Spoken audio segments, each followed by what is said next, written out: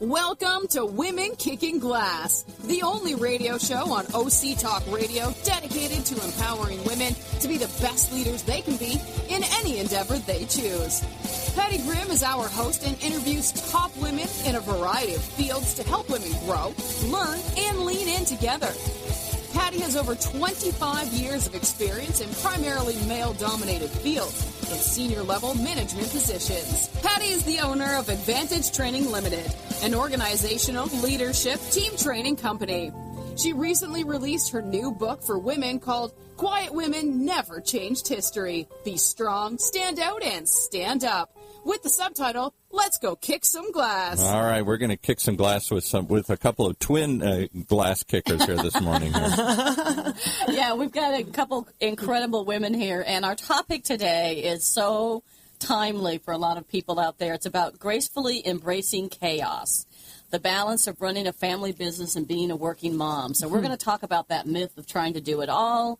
I have the incredible privilege of having Jenny Dinnen with me today, who's president of sales and marketing of MazKenzie, a family-owned business. She's an incredible leader, and they both have wonderful quotes on their bios, so I want to read that. So Jenny's quote is, "Strive not to be successful, but rather to be of value," from Albert Einstein. Mm-hmm. Also I have with me is Katie Rucker. She's president of operations for MazKenzie.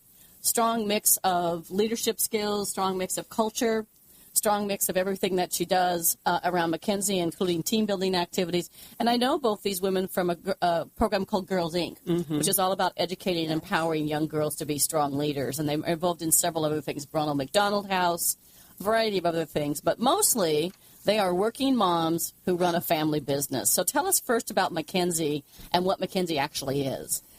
Yeah, so I'll start here. So MazKenzie Corporation, really we're a proud family business. Our dad started over 32 years ago, so started in the bonus room of our house, which is fun growing up in the business. But we from day one have been around data analytics, market research, really in helping. We say we're self-proclaimed data nerds, kind of before all this was all very hip and cool at the moment, but helping companies to be able to more authentically connect with their customers. And it's a fun world to be in right now. Great. And so how did you get in the family business? We talked about the cool kids got to work in the ice cream shop. And you all got to be in the basement. Yeah, so in the bonus room, we used to open the mail and help Dad data enter for surveys that would still come in. And really for us, though, we grew up in an entrepreneurial family. Our dad started his company and our mom had her own business as well. And so for a lot of family businesses, you just automatically are assumed to be a part of that. But for us, our parents really said that after college, we needed to go work somewhere else for the first few years. And then we could. Oh, really? So okay. for a minimum of 2 years, and then we would then choose to come in on our own rather than being forced into the business or, obligated to be a part of it. So we both chose, over time to be a part of this exciting adventure. So did you know growing up you were going to take over the family business, or was that even in your mind? No, I think when people would ask what Dad did, I said he worked with computers. Like I legitimately had no idea what he did. Right. And I think it really is a good thing. We're part of Cal State Fullerton Center for Family Business, which we love. And talking with other family businesses about going right into the family business or going somewhere else. And so both of us took a few years off. It was never Dad never said he was going to take over the world. He basically started this business to support his family. That's what he did. But then after going out working, I worked at Home Depot, HSBC, and Kate did some other things.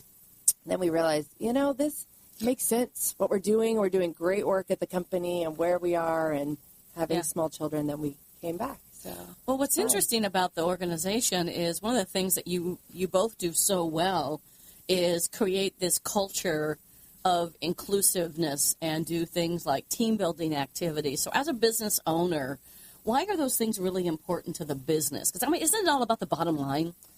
That is definitely that is my passion. It is my jam. It really is my passion. I believe that we collectively as a whole can be better if we support each other and through all phases. We always say family comes first, and it's not just our family, the Vivrette family, which is our family name. It's everybody's family. And so whatever it is that you need to do, you need to go out to a doctor's appointment or you want to do different things, family definitely comes first. But the team building opportunity, I believe that there's a way to be able to just understand each other and value each other as people first. Right. And that then we can collaborate more cohesively and strongly on projects. And so the team building and philanthropy and those different types of ways to be able to engage the employees and the staff into what matters most to Jenny and I, it really does matter to us. Yeah. I mean, Gallup actually says that only 32% of the workforce is actively engaged. It's mind-boggling. It's just mind-boggling. And they say it's costing the U.S. $450 billion in lost revenue. Mm-hmm. And so it's so nice that you two are both enlightened leaders enough to realize and recognize that stuff really does matter. Mm-hmm. It's not just about the bottom line. It's about how you treat people, how you treat your customers. Oh, 100%. I think, too, it's so... We've got people that have been there a long time. I think Trudy, one of our first that works for your dad. Yeah, she's 30 years this month. Crazy. And for them, it's been an interesting transition. They worked for our dad first, didn't necessarily ask for us to be their bosses. But, we've got a fantastic team there. And as much as we spend so much time together, every time we do one of these team building, they come away knowing more about each other, kind of respecting more.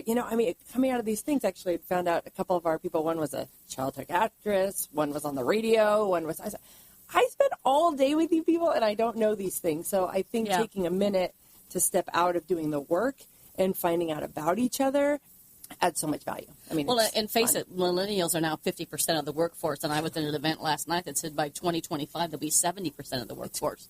Yeah. And that's what they're looking for. They're looking for a company that makes a difference, where they can feel like they belong. Mm-hmm. And that camaraderie, or whatever you want to call it, is so important. I have companies, or I've done some team building for a lot of nonprofits. Yeah. And it always surprises me that I'll do something as simple as the old Myers-Briggs or disc profile and the style thing, and people love it.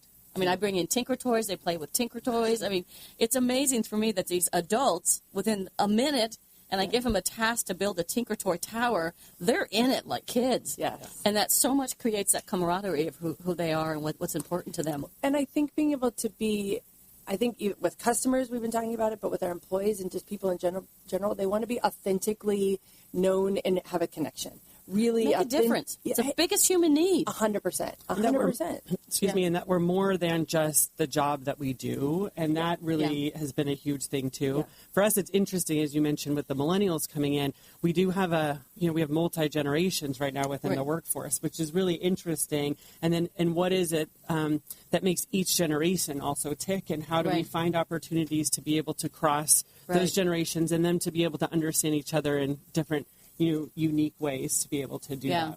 I call this the 3 Ps. That's literally like how you treat your people affects how they perform with your customers and directly affects your profitability. 100%. 100%. So it's just, I know I'm preaching to the choir. No, I think the more we talk about it, the more we're going to spread the, it's a fun, so we're blessed to be able to have team members that are on it. I think our next session we are doing next month is on what motivates them, which I think is a big thing too, because we've done the Strength Finders is a big one. Yep. And really with laying it out over with like the Simon Sinek's why, like what is your why? Why are you? What is your purpose? What are your motivators? And really realizing too that for any step of anybody's career, whether they can become 30 years lifelong MazKenzie advocates, or if this is a step in their journey to be able to find what their true passion is if we can just everything that we do, if we can help those people grow just as people, individuals, and professionals, it makes our hearts grow just knowing that we're making an impact for them. And the hope is that then they stay forever with us. But again, just knowing that we're helping them be able to find what's really their passion. Yeah, and your quote is the starting point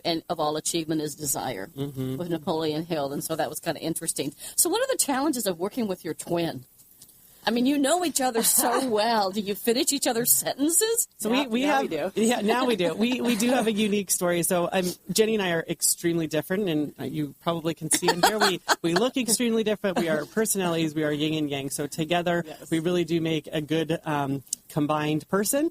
And but growing up, through elementary school and junior high, we were pretty close. But actually, we ended up going to different high schools. Again, with being a twin, you feel then this competition eventually, right? And you feel like, and especially those formative years when you are trying to become your own and form your own identity, there's feelings of comparison, whether that's a feeling or it really is happening. So we did not speak. We did not get along. Years. So we ended up... And now you work together and manage a company together. But you didn't speak for 4 years? Oh, yeah. No, we had to share a car back in the day. So every other week we would share a car. And so we'd have to pick each other up, and then we'd always forget to pick each other up. So we went to different high schools, but then we ended up at the same college. We went to Boulder, Colorado. Okay. Go Buffs. And I think that when we I'm a Husky, so go Dogs. My car is covered in Husky stuff. Oh, no. We are. My husband's now a Hawkeye, which we now get your Thanksgiving game. That's funny. Yeah. We are very big college Jen's football. dog's name is Ralphie, which is the mascot there. Yeah. But when we came back even, I didn't think we'd work together well. And, I'm the... Kate said, I've never met a new idea that I don't love. I'm like the epitome of a shiny object. Oh, I like this. No, I like this. What about this? A million times over. So actually today I'm working on slowing down. My business coach told me I needed to go on a word diet because I get going so quickly about things. And we'll drive home from meetings, and Kate says all the time, you need to slow down. And I said, well, how come? She says, because I have to figure out how to implement all the new ideas that you're doing. Yeah. And I thought in the beginning it wouldn't work, that I just wanted to come up with new ideas, and then I needed someone to implement them, and I didn't think she'd like it. She loves it. She doesn't want to come up with a big idea. I've met a to-do list I don't love. I'm like, give it to me. Organizer, innovator. Oh, my gosh. 100%. So on a disc or something, you're an I, and you're probably an S or a C. Right. I have to finish that today, so actually I'm doing that test, yes. But I'm the, on the Strength Finders I'm the includer, which it drives my husband crazy. Anytime we go to anything, even if it's not my party, I'll invite people. He says, this is not my party to invite, our party. Yeah. I said, but I know that Patty would love Kate, and I know. And so he's changed my name in his phone to be the includer. So I just love bringing everyone together and connecting. And then Kate's all about of making things happen. So I always say our business would not be as well. We'd get nothing done if it was just me with all the big ideas. And then she actually makes it all happen. So I didn't think it would work, but oh my gosh, I couldn't do this without her. 100%. Exactly. Well, and that is so great because it's so important. I did a presentation last night at Disrupt HR, and one of the things I talked about is that sameness limits innovation. 100%. So if everybody in your company thinks the same, looks the same, acts the same, maybe even went to the same university or the same school, whatever, you really can't innovate because you don't have that idea person. Yeah. I mean, I had my staff always tell me, can you please just tell us when you're changing lanes? Because I was like, I love all of it. Wait, I'm like, where are we going? I'm like, come on, get on the boat. Let's just go. You know what was really good, too, about Strength Finders just in general is we've got some very analytical people, obviously, which I love. Well, you're a data company. We have to. And I'd come in with these new ideas, and as Jolyn says, throwing confetti everywhere and then they'd tell me all the reasons why it wouldn't work. And I thought they rain on my parade all the time, and I get really sad. But now, since doing the Strength Finders, the only reason why I can be so excited and having all these things and have all this positive is I know the team behind me has thought through all the detail, can get it done, can do these things. So I now respect their detailness, we'll say, as opposed to maybe didn't love it before. But it's respecting those differences. This wouldn't work if they had all meats. Right. It wouldn't work. And the funny thing is I tell people that people like us, our thoughts are like gumballs. Oh. And they just pop everywhere, or popcorn. And the best thing you can do to manage the person is give them some time and space to get all their gumball ideas out, and then ask them to come forward with their best 3. I love that. I'm going to use that on her. I'm just going to say, remember. But I do think, though, it is important, though, for people like, I've now been trying to create a lot more, back to kind of trying to juggle all of this. Right. I've been trying to create a lot more white space in my day, on my calendar, where I can, because I was starting to get very claustrophobic in my own head. I had so many ideas and so much stuff, but I wasn't able to work through them. And so I've been creating a bit more white space, which I literally have a big whiteboard in my office, and some of our walls are painted with the whiteboard, where then I can just get it out of my head. Exactly. And then some of it's okay if I just move on. I just have to have the space to get it out. That's how we... And then say, okay, now I've moved on from that. And here are the 3 that actually make sense in our business, in our world, whatnot. Yeah. So a couple things to follow up on that. One is this whole idea of the world is exploding with disruptions everywhere. Everyone is being Uberized is now an actual term that organizations that once had big competitive edges are being taken out by the legs by some small competition coming through. And with your company being so data rich and everything you do, how do you keep up on this crazy changing world and the data analytics. I mean, we went from no internet to the cloud to now everything's, blockchain. I mean, it's mind-boggling. How do you figure that all out? I think one of the core values for us that has been from day one, and we say we're curious, creative, and customer-centric. And with that curiosity, it's that innate wanting to dig deep and understand the why. And for us, it's the human factor behind the data analytics, because really there is a million different tools out there now that you can be looking in the AI and the big data and the this and the that and everything. But no software and technology, I don't believe, at least today, until like the robots take over the world. But I believe that we still need the human factor and that human side of things, and really that just curiosity to keep saying, what am I not thinking about? Why? And going the 5-10 levels of why and digging into that. Yeah. And that's, again, still at the core of who we are. And as it's happening and changing around us, I think that there is an opportunity for stability within it as well. So how do you say those 3 C's again? Curious, creative, customer-centric. Okay. So the curiosity really is digging in there. The creative, and it's interesting because we joke a lot about the fact that we're the non-sexy side of marketing, because we're the data side, and then really being able to now partner more and more with the creative agencies. So when we talk about creativity, it's really just more of the creative approach to be able to solve a problem versus the creative in terms of the artwork and the wording and those types of things. How do we look at data in a new, unique way? You know, how can we put things together, compare things instead of just looking at it the way most people would? The curious, too, is we are always asking the question, why? And I have a sticky note on my computer that says, what are we not thinking about?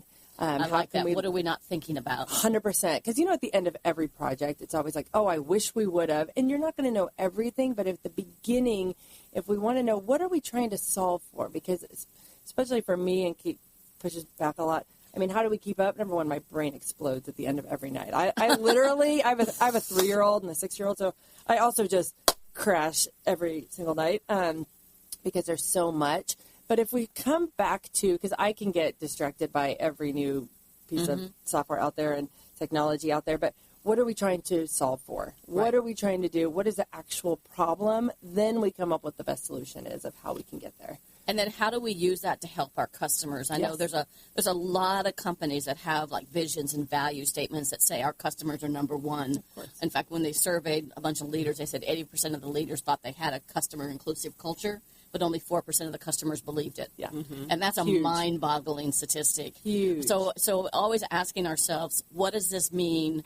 And how do we do a better job for our customers, our employees, and the company? And so, to me, if you have vision and value statements that are printed on little cards that everybody carries around or on the wall, and you don't use them to make better decisions, those are worthless. They don't mean anything on the wall unless you say, if you have 2 possible solutions, which one's best for the customer, which one's best for employees, which one's best for the organization, and which one fits our vision and our values. I love it. And that's where really then also we have the data analytics side of us, but on the research side of the VOC, voice of the customer type programs or customer experience, and really using opportunities for customers to be able to give direct feedback. But really the biggest thing, though, is we can't be doing research just to check that box and to say we do it. We need to use it for innovation. Yeah. We need to do it for really creating these authentic relationships with our customers, because our customers, whether you're a service or a product provider, they have the insights into how your company can continue. And being open to, same thing within a company where you need to be open to constructive criticism. Right. An organization needs to be open for constructive criticism from their all the stakeholders, and be able to do something with that. Well, it's interesting because I worked at Microsoft for 15 years, and when I joined in 1998, I was brought on to fix customer service. Our first voice of the customer survey, we had our number was a minus. We had more negative customer experiences than positive ones, and I love reading the verbatims. It's the best. It is the most hysterical thing.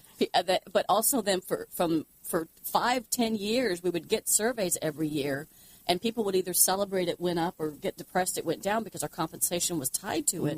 And finally I said, wait a minute, but why are the numbers going up and down? So I literally trained every one of my CPE leads in Asia, which was 16 countries, to be black belts, to do data analysis about why did the major customers go down by 24 points, and ask why 5 times. Why did that happen? Why did that happen?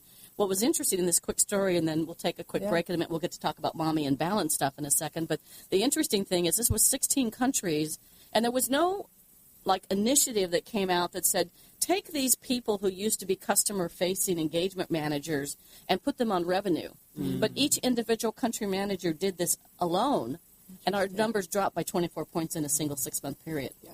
And so they had taken what they thought was the right thing to do, but it wasn't. Yeah. I think that, honestly, so many companies say, what should we do, and they sit in senior management and they come up with something. Ask your customers. I mean, the data is there. Most of them, I always say, they're sitting on gold. I mean, number one, watch your trends, see what they're doing, whatever, and then actually communicate with your customers, they will talk to you and tell you what they want. I mean, and talk to your frontline customer service employees, and that really even goes back full circle here about what is the value of being able to do different team building experiences, and really understanding that no company. I just believe that there's a value in every single role. And from senior management, you need to understand that guy who's answering the phone in your call center, who maybe you think is because of they're this lower, maybe a level job, that's your most important person. Yeah. And so if you treat them right, but then give them and empower them to be able to feed that information back to you. What is just incredible. So two kind of things I want to share before we go to break. One actually comes from Amazon, and Jeff Bezos actually has, in his conference room, he has a typical conference room table with all the chairs, and he has one chair of a different color, and that's the chair of the customer. And so before they make any decision, they say, what would the customer say? The other thing, and this is what I did when I was in banking, is that I brought in 5 of my top customers and asked them and say, I'll buy you lunch, but I'd love you to come into my staff meeting, and I want you to tell us what we do well that you like and what we could do better. And people were, oh, my God. One, they said the people, they wouldn't come. Well, they did. Yep. They said, oh, my gosh, we won't want to hear what they said. And I said, but we have to hear it because we can't They're saying it anyway. They're saying it anyway. They're saying it to their friends. And online now. I was going to say, in the world media today is if you're not creating this open dialogue and authentic and really a real dialogue. To be able to do that. So we're going to take a break. Before we take break, I want to make sure people know how to get in touch with you. And MazKenzie is not the McKinsey Corporation. It is the MazKenzie. Yes. So if you could spell the company name and then how people could get in touch with you to purchase your services. When we come back, we're going to talk about the mommy factor. Yeah. So MazKenzie, we're MazKenzie, corp.com. And local here in Orange County. They do an incredible job. Made here in Orange County. In Orange County. Okay, so when we get back, we'll talk about mommy factor. I love it. Wonderful. Love it. Thanks. Imagine what it would feel like to lose everything. Your job, your home, your family, your dignity. This has happened to thousands of the men, women, veterans, and young adults we serve at Working Wardrobes. What do we do to help? We provide career development services, life skills workshops, job skills training. We provide the perfect interview outfit, and we get clients placed in jobs. Call Working Wardrobes, 714-210-2460. Donate, volunteer, invest, hire. When it comes to pioneers in their respective industries, we all know the Apples, Starbucks, and Trader Joe's of the world. In the realm of recruiting, Decision Toolbox is the industry's best-kept secret, with 90% of their business from referrals and repeat customers. For over 20 years, Decision Toolbox's U.S.-based team of recruiters, sourcers, professional writers, quality personnel, and tech support has perfected a Six Sigma approach to talent management. No matter the size of the project, Decision Toolbox delivers incredible results. A cost per hire less than half of what contingency firms charge, with the winning candidate presented in an average of 14 days, all with a 12-month candidate warranty. With results like that, Decision Toolbox won't be a secret for long. Visit us at www.thetoolbox.com for more information. All right, back to Patty and her guests. Great, and I'm back with Jenny and Katie. They are twin sisters. I know they don't look like twins, but they are twin sisters, and they own a company called MazKenzie. So give us an example of what you do for your clients. What we do. So we've been, like you said, we've been around for 32 years in the data analytics and market research space. So we've been in the power sports world for 30 years. Yamaha Motor is a big client of ours. the motor, watercraft, marine divisions. We do all of their customer satisfaction surveys. So in order to help them really connect with and understand the dealer experience from a customer point of view. So we do all of their research, their product development surveys, and help them. We also, so it's on the research side of it. On the data analytics, we help them really dig in and figure out where they sell, what their market share is, take their industry data. We've created an online mapping tool where all of their sales guys across the country use. So fly around the country and train sales guys on how to use it, but really to be able to find out where their market share is, what's happening, and help their sales guys give them some direction of what to be selling. So situation might be you might have a Yamaha dealer here in Orange County, California, and you have a Yamaha dealer in Kalispell, Montana, and what they sell might be different, and the seasons might be different. Products that are selling, exactly, Okay. So not only in their line, in a lot of these multi-line, but be able to figure out what actually sells in this area, what type of products sell in this area, what's going on. Also, a lot of predictive things. So if somebody buys a dirt bike, how often are they when are they going to be repurchasing again? Helping their marketing departments of the right messaging to be able to. What other products might they? If they bought a bike, do they need a helmet? Exactly. Or do they need a jacket or something to go with it? Exactly. Okay. So figure out, and just different trends. Now we're trying to figure out what does the motorcyclist of the future look like. When you were talking earlier about disruption and whatnot, of always trying to keep figuring out how to keep pushing forward. Interesting. It's a fun space to be in. So let's talk about this gracefully embracing chaos, which I think every woman listening can identify with. I'm trying to be the super mom, the super worker, the super manager, the super this, the super that, the super charity giver. How do you balance a growing business with having children, having a husband and young kids? So I don't know who wants to start, because your kids are a little bit older and yours are still pretty young. Mine are. So I have an 11-year-old and a 7-year-old, 2 girls. And I really think I started, when I first had my kids, one of the best piece of advice somebody gave to me is that there's no room for guilt. There just isn't. Because say that again. There's no room for guilt.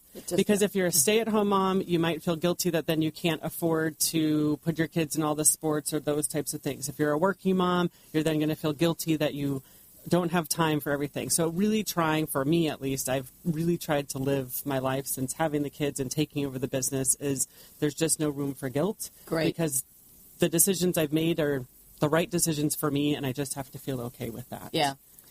I remember I was doing speech training, and this guy was a news guy. And so he was trying to really get us to be really tough about answering questions. And so I'd given my speech, and his first question to me was, how do you feel abandoning your children and giving it to other people to raise?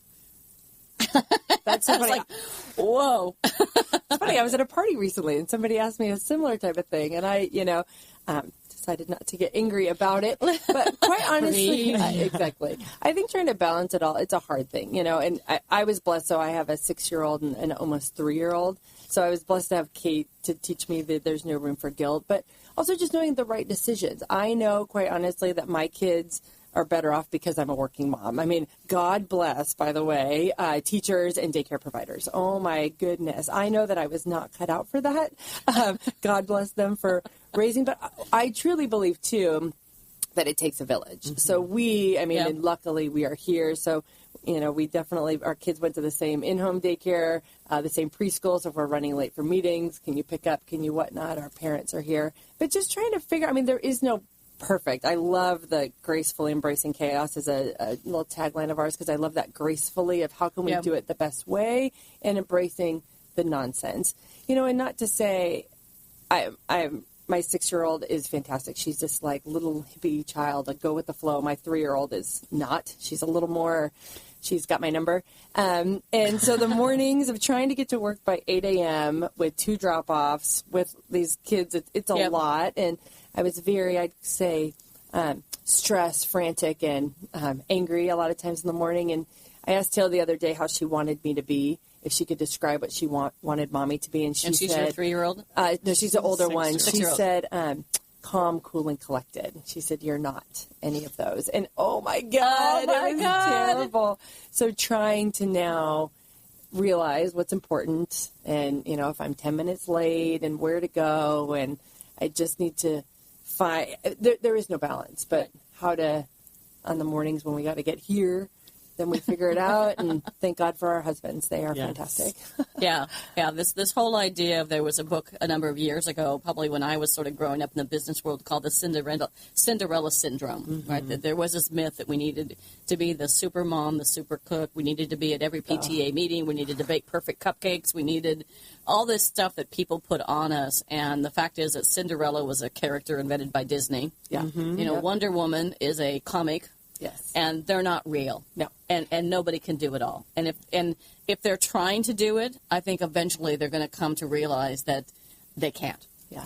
Something's got to give. Yeah, and I think even on that point too, so I, was room mom, kindergarten room mom. I was a Girl Scout leader for 4 years. I, was just really getting in with the, where we are with the company. And then I joined the board for Orange County Ronald McDonald House. And I realized, kind of like what you said, I wasn't giving enough of my all. I couldn't do it to all of them. So how do I streamline down? And really said, where can I make the biggest impact? And so for me to be able to spend time with my kids at home instead of in their classroom, I realized that was more important to me. So I stopped with that. And then, I gave my 4 years to Girl Scouts, and then, it just was time to be able to, again, focus my energy that I had, or the time that I had, into just one nonprofit instead of two. And I feel like I'm making a much bigger impact by actually limiting what I'm doing. Yeah, because you're able to give focused. all. I remember one time it was, first of the year, and my son was probably maybe 10 or 12, I'd say 8 or 9 years old. And he said, "Mommy, what's your New Year's resolution?" And I said, "To work less." Yeah. And he looked at me and said, "Mom, you've never done that, so why would you make a promise you can't keep?" Yeah. I mean, talk about take the knife and stab it in your heart and turn it sideways. Yeah, thanks, They Ross. sure tell the truth, man. Man. Oh, Lord. Oh, yeah. Or I'd sit there after, I'd be reading the paper or doing some work, and I'd be sitting there, and he'd be talking to me, and I'd be going, and he'd slam the paper and say, "Listen to me." Yeah. Right, man, these little... all those little things, and it's when you realize that you can't do it all. You got to give up something, and you can't be good at everything. Right. Mm-hmm. Really hard for women, Yeah. and I talk about this in some of my speeches about not raising girls to be perfectionist, because that perfectionism as little girls turns into be the imposter syndrome, and I'm not good enough. Yeah. And into this Cinderella syndrome that I have to do it all. It's too much. I do think that, with the social media world and that everything is perfect and that everyone posts, it's terrible, because I think the very best thing, what makes me feel so happy and what I mostly comment on, is when people are real. When they tell me I'm having a bad day. The other day I had my 3-year-old that she would not get dressed. So literally we went, and she had a diaper on, or two, but she had a diaper on, and I showed up at daycare with her shoes and her clothes, and I just said, in a Pop-Tart, and I said, "This is what I could do this morning." That post that I did got more likes and comments, because everyone said, "You know what? It's real. We all have these things." So I think being real, that we're not all perfect, is a good thing. And I think of teaching our girls. I listened to a podcast the other day, and it was about not teaching our girls to be perfect. Right. It was teaching them how to be kind and to be good people. That's what really matters, is how can we be kind and generous to each other as opposed to perfect, because that's a terrible thing to teach people to be on so many different levels. I could talk for days on that. Yeah. But Perfect is impossible. And nobody is. Like, when you think somebody is, they're not. And even, I don't mean to even project sometimes when I post those pictures that I'm being perfect, and I feel bad when somebody else, another mom, will call a good friend of mine I was mentioning before that lives out. Yeah. I'm in Bermuda, and she says, "It looks like you have everything together." And I said, "Oh, Lord, that is not the truth." And if this is a facade, yes, and if you just means I got makeup on today. Yes, trust me, getting this eyeliner straight is difficult. I can't sort that out. But I don't want to make people feel that either, because that's a disservice. Yeah. There's actual research out there that people who are seen as too perfect aren't trusted, because they're seen as aloof or not approachable. Yeah. And not being genuine. You need to be authentic. You need to build resiliency in our children. Right? They shouldn't be perfect. They should be resilient and be able to take those up and downs. It is a cruel, cruel world. Oh. I do laugh at the Jimmy Kimmel mean tweets, because they're just so hysterically funny. But the fact is, it's happening to our children, and the things that people are saying is incredible. So how do you keep motivating them to be independent, strong thinking people? Yeah. And I like the idea of being kind, or teaching girls to be brave, like you've got 2 girls. Yeah, and it's interesting. I was thinking earlier today of just what's a quote or something that I've really has resonated with me over the years. And my mom had said to me one time, you are who you are no matter where you are, which is just a very interesting thing, is that you just have to really work on being and accepting who you are and not trying to be something else. And that really for a long time was something that I had to work through growing up. And so I share a lot with my oldest daughter now in 6th grade. And really I'm just very open and honest with her and sharing those types of things. And just reminding them that you can be the quirky kid, and it's okay that you might not be a part of this popular crowd, because it's middle school drama is what it is right now. Oh, yeah. And it is drama with a W, a giant D. And she luckily, really gets it. She's definitely an old soul, so I'm lucky to have an old soul as a first one going through it. But, I think that's been a big thing for me, and something that I work to teach my kids, is just being proud of who you are and just be proud of the person and how every day can we make a positive impact in the world around us. That's what we need to live for. And it in some ways gets back to things like Strength Finder and your styles, and identifying what your strengths are and celebrating those and getting better at those strengths, and realizing I will never be an organized person. Nope. And if I am organized, like for a presentation or a workshop, I put all of my energy, like you have an energy pie, put all my energy into that. Yeah. And then I'll come home from a business trip and my husband will say, how could you take $400 out of the ATM and not remember what any of it was for, or have a single receipt? Because it goes in a purse, it goes in a pocket. So I've just given up that part of my life. And so we could be the twins. Oh, yeah. I think we're more alike, yes. From a mental standpoint. But it's just the idea that you can't be good at everything, and identify those things that you love to do. Right. I love to cook, and I'm a really bad housekeeper, and I don't care to get any better. Yeah. So I may not be able to afford a housekeeper every week. Right. But maybe I can hire a student to come, or somebody to come in every other day, or giving up the things that stress you out, and you learn that from Strength Finder. Yeah. Well, and the good thing is kind of back in the beginning, is there are then people that are really good at some of the things that we don't. Hello loves a to-do list. It's like we were reading something and it said, if somebody gives me a deadline or something, it makes me sweat. I can't sort out having all these to-dos and deadlines and budgets. I'm like, what? The receipts, I don't even know. She's like, you get a receipt when you buy something?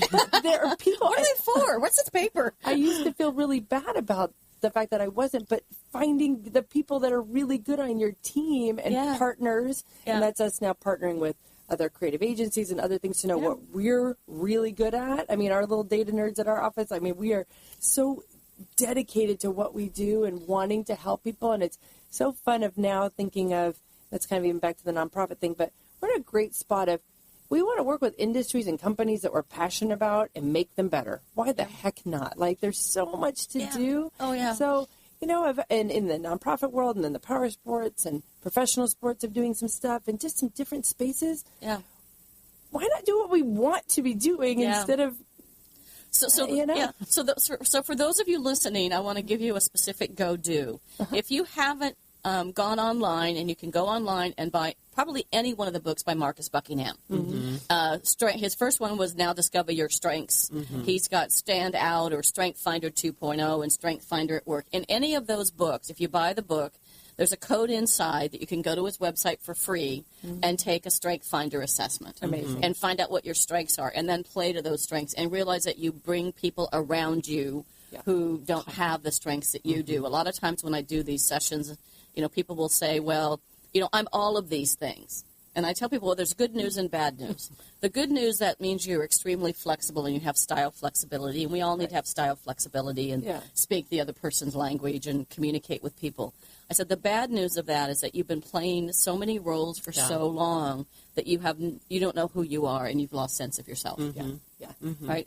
And that's when people crash. That's what happened to me when I had my crash. I was playing the role for everybody else, and I felt like this puppet. Too many. And I exploded. Rock star to rock bottom sort of overnight. And then figuring out now, what are you really good at and love, and then I love doing. thrive in that. You know, and they say, what do you do when time just passes so quickly? That's what you love to do. When you look up and say, oh my gosh, it's been 4 hours and I'm just getting going. That's what you want to I tell people out. to carry a notebook with you for a week. And every time you do something that makes you feel strong, that you're passionate about, that time passes, that you find yourself doing when nobody's watching, that's your strength. On the other side, if you're doing things that really stress you out and you get that tension in your neck, or women tend to hold their tension in their jaws. That's why we wake up with sore jaws. It's because we've been clenching our teeth all my jaw pops all the time? Yeah, it probably. is because you're holding all the stress in your jaws. Is that anything on that column is things that stress you out that's just not in your wheelhouse? Give them up. Yeah. Find somebody else to do them for you, or just realize that you need to work with somebody different.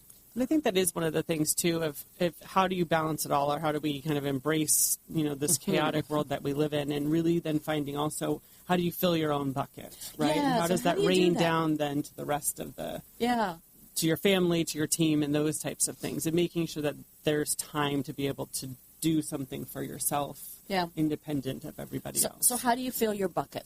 I like that term. Yeah. How do you fill your energy bucket? So I do mine through, and I started, I say it was January 1, 2014. It was what was my New Year's resolution. And for me, I kind of just felt stuck and I couldn't figure out what was next. And so I committed to a year of saying yes to things that scared me. And I didn't really define it more than that. And so, but I decided the first thing to actually do was actually through health and fitness. So I signed up for my first half marathon. I'd never run more than like 4 or 5 miles. And so that's pretty good. Since then, I've run 10 half marathons, 5 Ragnar races, Tough Mudder, Spartans, all that stuff. It became my thing instantaneously. And for me, it's really how it's not just the physical aspect of it. It actually has been the communities that I've been able to meet through those experiences. Right. And so that's what fills my bucket. Yeah. Yeah, and I think one of the things we had talked about was mentors and being around like-minded people. I mean, mine and being the includer, what fills my bucket is to be around other amazing women. And this fills my bucket. Like, I love being around others and talking about things. And we're, I think, having our community, we're in a women's group that we meet our tribe, the first Friday of every month. In the business sense, which is fantastic. We also are in our co-ed Bacon Donut Fantasy Football League with the guys. The guys kept doing fantasy football, and like, well, hello. So why don't we? So every other Sunday morning, that I've got our girlfriends at our core of what we do, and so having that girl time, having the friend time, and really being able to connect outside of being a mom, a business owner, and a wife. Like, then I'm a person all by myself as well, and so being able to find time to do that has been really key. Yeah, one of the fourth recommendation in my book is put yourself number one on your things to do list, 100%. Because you cannot give away what you don't own. Right? And just like you're on the airlines and they said put on your mask first, you have to take care of yourself. So when I was working in corporations, I would get up at 5:30 in the morning because I wanted to work out. So I'd work out from 5:30 to 6:15. The kids would get up, would walk the dog, do all those kinds of things, but I had to get that workout done first thing in the morning, and I put it on my calendar.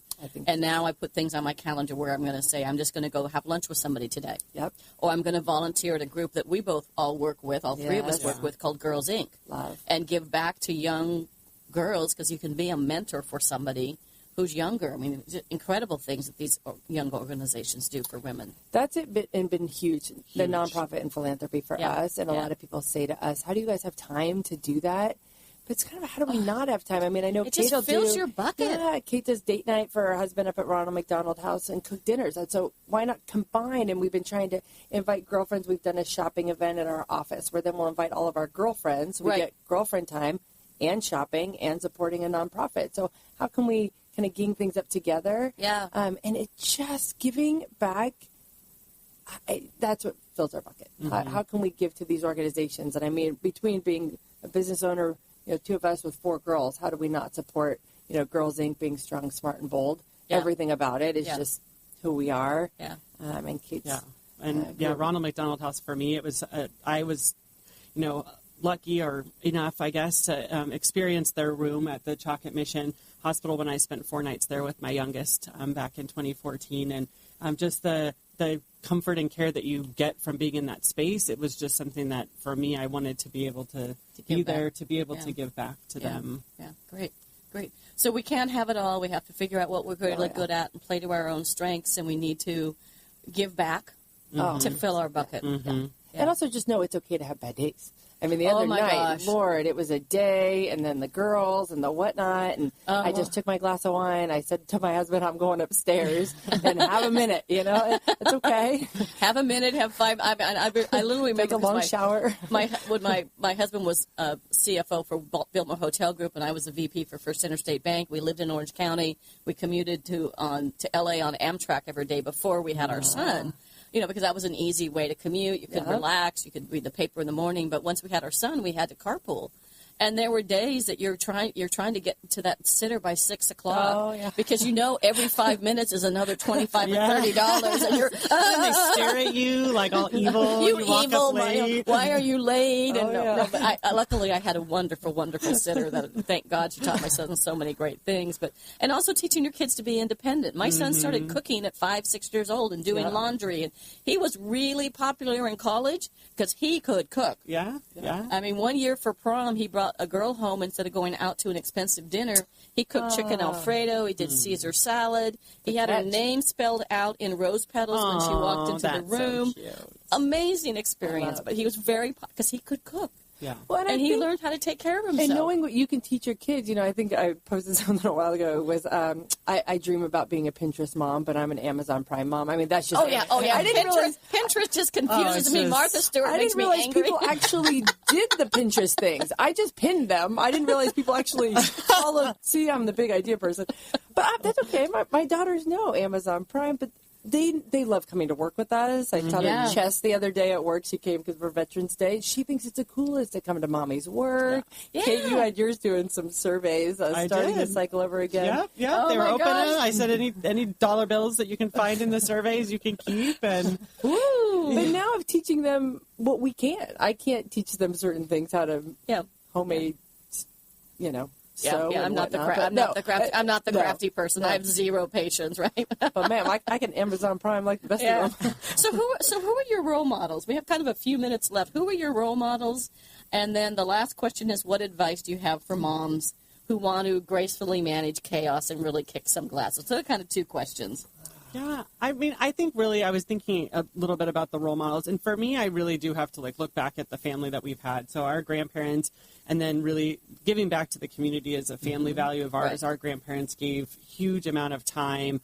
Our parents have just been very generous with the community as well. So it's just been, we've been born and raised in that. And so I really do look back at that. And then also just the entrepreneur spirit of our parents, I think has really just been huge for us. And then for me, my biggest piece of advice is start building your network now. I cannot imagine my life, personal or professional, without my tribe, my village, my whatever. It's just, and it's knowing that there are so many people out there who want to help you succeed and really being okay with asking and building that tribe. Ask for help. It Women really don't ask is for help. okay to ask for help. Yeah. And we both luckily had husbands that left corporate life and became Mr. Mom. My husband was Mr. Mom for 5 years. Very blessed with Mr. Mom. And he did, took care of the kids, the shopping. He did all the field trips. They loved him because the teachers would give him all the really difficult boys.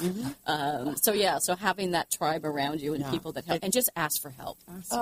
I think that network, and I didn't realize until a little bit later. So, I wish I'd started in college and whatnot with the mentorship, but that's it, is our group, our tribe at different levels too. Our monthly women's group that we meet.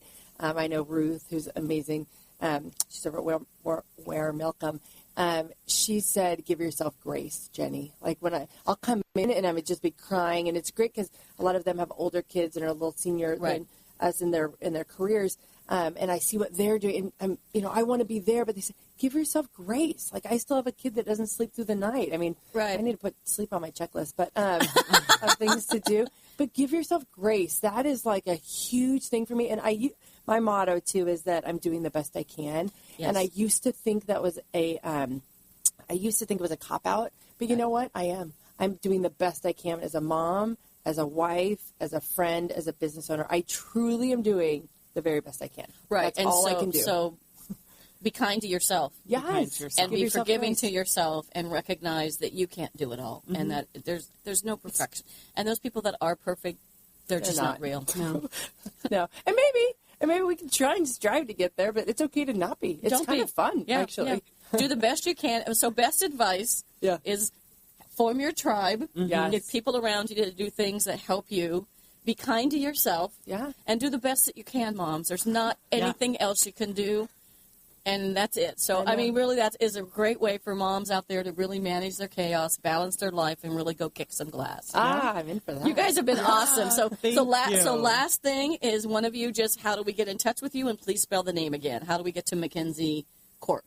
Yeah, so MazKenzie Corporation, MazKenzieCorp.com. Great. MazKenzie Corp. Thank you so much. This has been such fun. It. And one of the things you wanted to do on your list of things you're uncomfortable doing was being here today. Right here. And look how great it went. Say yes to everything that scares you. That's going to help you grow. That's my other thing. Awesome. Thank you. Thank you. Have a great day, everybody. Thanks for listening to Women Kicking Glass, the only radio show on OC Talk Radio dedicated to empowering women to be the best they can be. Listen each week or download the podcast at patty.grimm.podbean.com. To reach out to Patty to schedule a speech webinar or to learn more about her leadership and team training, contact Patty at pattygrimm@live.com. For more information about her company and her books, have a kicking day.